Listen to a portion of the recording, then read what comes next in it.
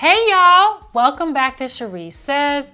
I'm grateful for the opportunity to take you to the next level when it comes to investing and give you practical money solutions so you can have the wealth that you want. If you missed our last episode, don't stress. You can check it out at www.charissesays.com. As always, feel free to tweet at me as the show is going on. Did you know at the end of 2014, there were 285,000 financial advisors in the US, according to Boston-based research firm Cerulli Associates. Although this number is expected to decline over the next few years, it's still a lot, which means that you're gonna have a lot of choices when it comes to finding a financial advisor that's right for you. Bringing me to today's topic, how do you find a financial advisor that's right for you? Finding a financial advisor is like dating. And here are my 2 rules of the game. Number 1, you gotta find good options. And number 2, you gotta make time to date your financial advisor. Let's start with the first one, finding good options. Just like when you're on a dating circuit, it's often a good idea to get a few recommendations from other people that you trust. In this case, as family, friends, or colleagues, if they know of any good financial advisors. If you have kids, ask your friends with kids if they have any good recommendations. If you are single and have a lot of debt, ask your friends who are single and laden with debt if they have any good recommendations. A good rule of thumb is to find a financial advisor with experience with clients in the same life stage as you. Now, your situation is still going to be different than your family or friends, so you have to see if the fit is right for you, not them. Most financial advisors will offer you a free interview or consultation, so be sure to let them know up front that you are exploring a few different options. Just like in dating, your potential financial advisor needs to know that they have a little competition. This will serve you well. For those of you who like online dating, you might also like finding a financial advisor from a multitude of online resources. A few good ones to get your feet wet are NAPFA, the National Association of Personal Financial Advisors, the Garrett Planning Network, a network of fee-only advisors, or CFP.net, which allows you to see if a financial advisor has any disciplinary action against them or certify that they actually have their CFP credential. Remember, we talked about fee-only advisors and CFP credentials in our last episode, so check it out if you need a refresher.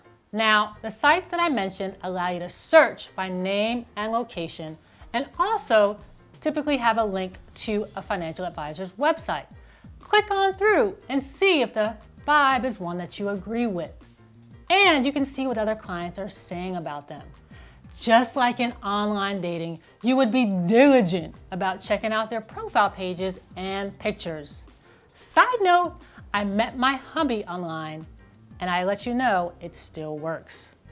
Why would it be any different in your due diligence when you're trying to find someone to manage something so precious of yours, the money? Finally, I want you to be mindful that some financial advisors won't even talk to you unless you have $100,000 of cash on hand to invest. Financial advisors need to make a living too, and they just can't do so as easily if they have a lot of small clients. Don't take it personally if they don't take you, it's just business. As a result, you need to find a financial advisor who is willing to take you in your current financial state, but also values your future potential. Now that you know where to go for a few good options, I think that you should narrow down the list to 3 financial advisors. This is a manageable starting point and prevents you from getting overwhelmed. In order to commit to your advisor, however, you have to be serious about dating them. Bringing me to my second rule of the game. Make the time to date your financial advisor. You know how it is. If you're too busy to date, then you will be chilling by yourself. Date list. So make sure you call, email, or text your advisor that's on the short list. And then when you meet them in person, you can ask all the questions you want and bring your A game. In order to demonstrate how you should date your financial advisor, I've prepped Sarah, a client of mine. I've given her a list of questions that she should ask a financial advisor. And she's out on a date right now. Let's have a look and see how she does. So, what is your fee structure? Well, I like to charge my clients 1% of their total assets. Really? And what motivated you to be a financial advisor? My dad was a CFP and I wanted to follow in his footsteps. Do you have access to any certain investment products or services?